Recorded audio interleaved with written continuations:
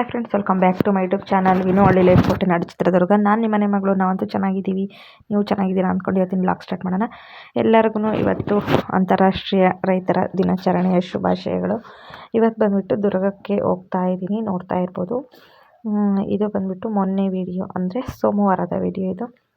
ನಾನು ಬಂದು ಸಂಜೆ ಒಂದು 4 ಗಂಟೆಗೆಲ್ಲ ದುರ್ಗ ಬಂದಿದ್ದೀನಿ. ನಾನು ಮತ್ತು ನನ್ನ ಫ್ರೆಂಡು, ಚಿಕ್ಕ ವಯಸ್ಸಿದ್ದಾಗಲಿದ್ದಾನು ತುಂಬ ಕ್ಲೋಸು ನಾವಿಬ್ಬರು. ಇವಳು ಬಂದು ನನಗಿಂತಲೂ 2 ವರ್ಷ ಸೀನಿಯರು. ಆದ್ರೂ ಹೋಗಿ ಬಾರೆ ಅಂತ ಕರಿತೀನಿ. ಮತ್ತು ನನಗೆ ಇವಳು ಆಂಟಿ ಆಗಬೇಕು, ಚಿಕ್ಕಮ್ಮ ಆಗಬೇಕು. ಆದ್ರೂ ತುಂಬ ಅಂದರೆ ತುಂಬ ಕ್ಲೋಸ್ ಆಗಿದ್ದೀವಿ ನಾವಿಬ್ಬರೂ.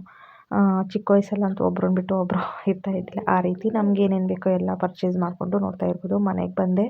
ಮನೆ ನೆನ್ನೆ ನೈಟೇ ಅರ್ಧ ಕ್ಲೀನ್ ಮಾಡಿದೆ. ಎಲ್ಲ ಧೂಳೆಲ್ಲ ತೆಗೆದ್ಬಿಟ್ಟು ನೀರು ಹಾಕಿ ಎಲ್ಲ ಇದು ಮಾಡಿದ್ದೆ.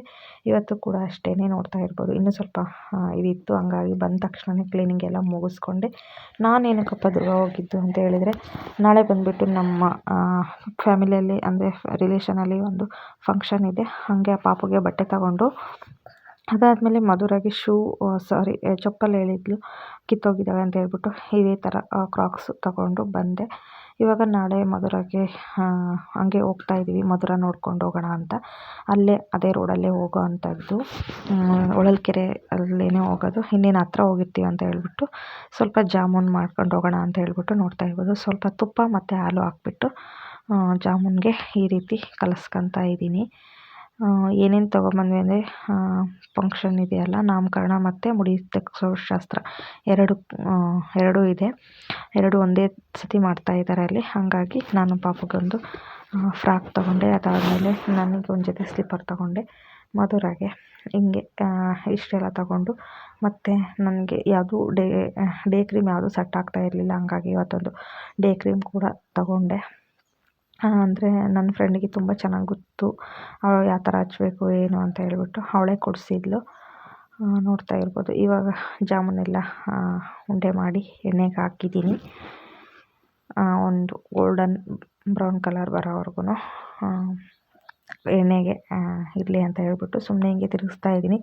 ಜಾಸ್ತಿ ಈ ಥರ ತಿರುಗಿಸಿದ್ರೆ ಏನಾಗ್ತವೆ ಅಂದರೆ ಒಡೆ ಬಂದುಬಿಡ್ತವೆ, ಅಂದರೆ ಎರಡು ಪಾಳಾಗ್ಬಿಡುತ್ತೆ. ಹಾಗಾಗಿ ಇನ್ನು ನಡುಮಣ್ಣಲ್ಲಿ ಇಷ್ಟು ಇದಾಗಿದೆ. ಅದಾದರೂ ಸಮೇತ ಯಾವುದೂ ಲೆಕ್ಕ ಹಾಕ್ದೇನೆ ಮಗುಗೋಸ್ಕರ ಜಾಮೂನ್ ಮಾಡೋಣ ಅಂತ ಮಾಡ್ಕೊತಾ ಇದ್ದೀನಿ. ಇವಾಗ ಬಂದುಬಿಟ್ಟು ಅವ್ರ ಅಪ್ಪಾಜಿ ಬಂದರು.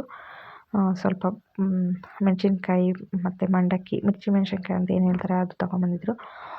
ನಾವು ಬಂದುಬಿಟ್ಟು ಮಾಮೂಲು ಮಂಡಕ್ಕಿ ಅಂತಲೇ ಕರಿತೀವಿ, ಚೋಚೋ ಮಂಡಕ್ಕಿ ಅಂತ ಹೇಳ್ತೀವಿ. ಇನ್ನು ಮೆಣಸಿನ್ಕಾಯಿ ಬಂದುಬಿಟ್ಟು ಇನ್ನು ಸುಡ್ತಾ ಇತ್ತು, ಹಾಗಾಗಿ ಬಿಸಿದು ಒಂದು ತಿಂದುಬಿಡೋಣ ಅಂತ ತಿಂತಾ ಇದ್ದೀನಿ. ಸಖತ್ತಾಗಿತ್ತು ಮಾತ್ರ. ಇನ್ನು ಇದು ಬಂದುಬಿಟ್ಟು ನೋಡ್ತಾ ಇರ್ಬೋದು, ಸೆಕೆಂಡ್ ಬ್ಯಾಚ್ ಹಾಕಿದ್ದೀನಿ ಜಾಮೂನ್ನ.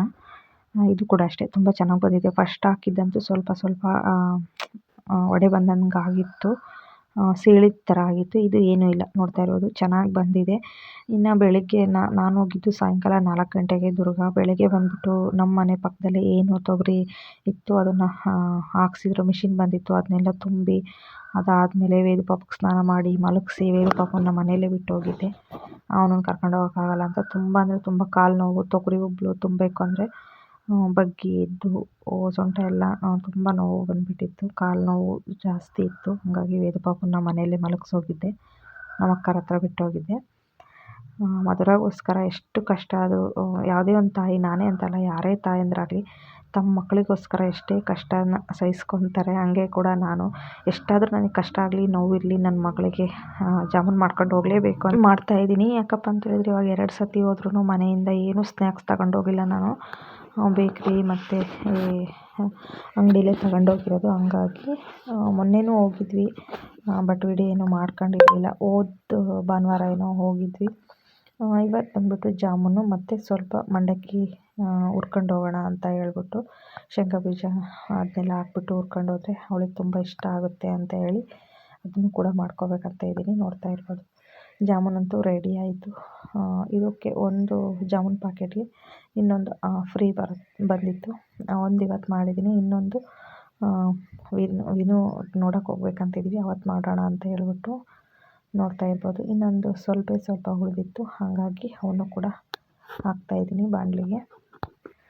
ಇಲ್ಲಿ ಮನೆಯಲ್ಲಿದ್ದಾಗೆ ಅವ್ರ ಮೇಲೆ ಒಂಥರ ಕೋಪ ಬರ್ತಾ ಇರುತ್ತೆ ಮಗಳ ಮೇಲೆ ವಿನ ಮೇಲೆ. ಯಾಕಪ್ಪ ಅಂದರೆ ಅಷ್ಟು ಸಿದುವು ಅದು ಇದು ಮಾಡ್ತಾರೆ.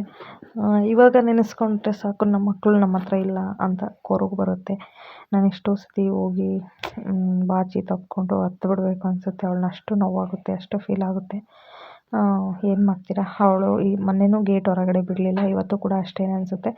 ಇನ್ನು ಅವ್ರ ಅಪ್ಪಾಜಿ ನೋಡ್ತಾ ಇರ್ಬೋದು, 2 ಡೈರಿ ಮಿಲ್ಕ್ ತಂದಿದ್ದಾರೆ, 2 ಚಾಕ್ಲೇಟ್ಸ್ ತಗೊಂಬಂದಿದ್ದಾರೆ. ಅದಾದಮೇಲೆ ದಿಲ್ ಖುಷು ಅದೆಲ್ಲ ತಗೊಂಬಂದಿದ್ದಾರೆ.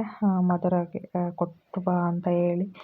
ನಾನೇನು ಮಾಡ್ಕೊಳಲ್ಲ ಅಂತ ಅಂದ್ಕೊಂಡಿದ್ರೇನೋ ಅವರು, ಆದರೆ ಮಾಡ್ಕೊಂಡಿರೋದು ನೋಡಿ ಅವ್ರ ಅಪ್ಪಾಜಿಗಂತೂ ಫುಲ್ಲು ಖುಷಿಯಾಗಿದ್ದೆ. ಇರಲಿ ಮಗುಗೋಸ್ಕರ ಮಾಡು ಅಂತ.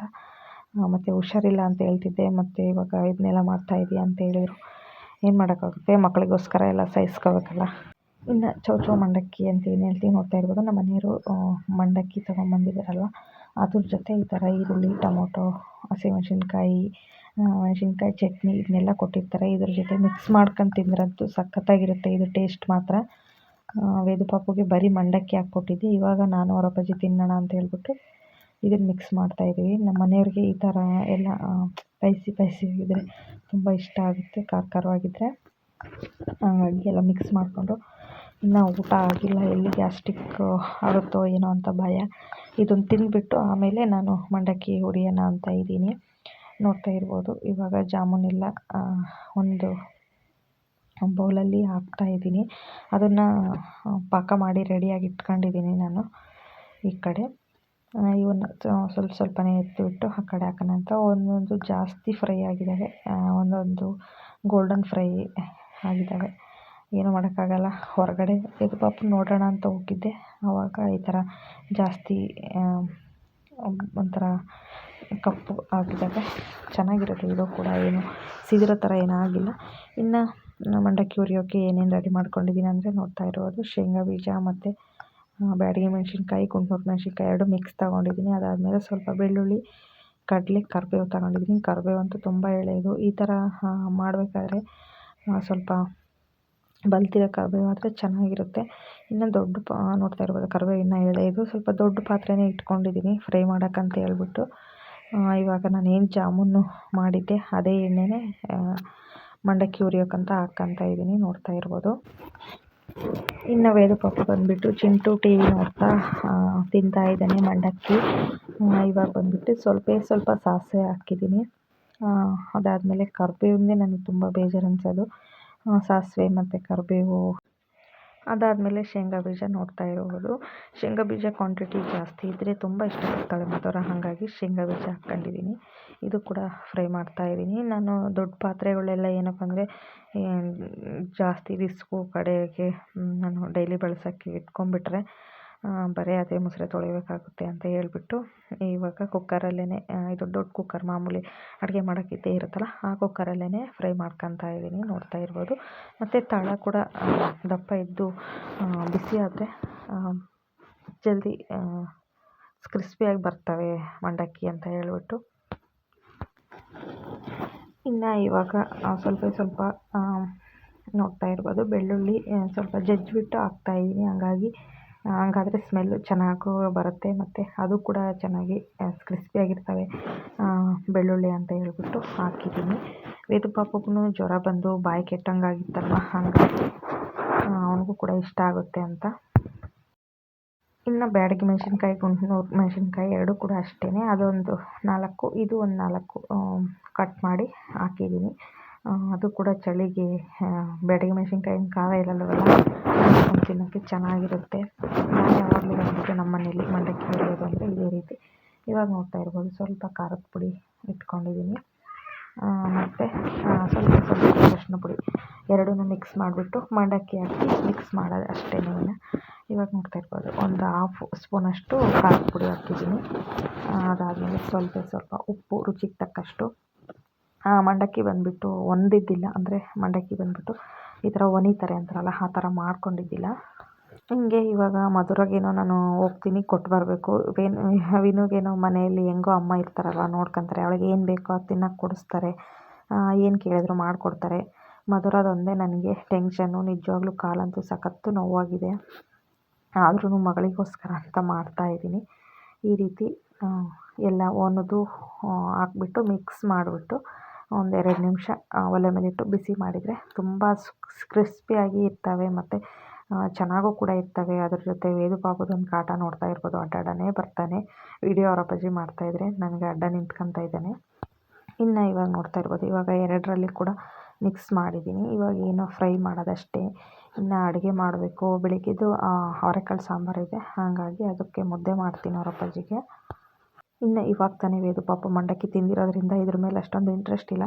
ಅವನಿಗಂತೂ ಸಖತ್ ಇಷ್ಟ ಈ ಥರ ಮಂಡಕ್ಕಿ ಅಂದರೆ. ಇನ್ನು ಮಧುರಾಗಂತ ಹೇಳ್ಬಿಟ್ಟು ನೋಡ್ತಾ ಇರ್ಬೋದು, 2 ಚಾಕ್ಲೇಟ್ ಅವಳಿಗೆ ಇಟ್ಕೊಂಡಿದ್ದೀನಿ. ಇನ್ನೆರಡು ಇದು ಪಾಪಕ್ಕೆ ತೆಗೆದಿಟ್ಕೊಳ್ಳೋಣ ಅಂತ ಇದ್ದೆ. ಬಿಡು, ಇದು ಪಾಪ ಏನು ತಿಂತಾನೆ ಅಂತ ಹೇಳ್ಬಿಟ್ಟು ಇವಾಗ ಒಂದು ಬಾಕ್ಸಲ್ಲಿ ಇಷ್ಟು ಜಾಮೂನ್ ತೊಗೊಂಡಿದ್ದೀನಿ. ಸ್ವೀಟ್ ಅಷ್ಟೊಂದು ಅವಳು ಇಷ್ಟಪಡಲ್ಲ, ಹಂಗಾಗಿ.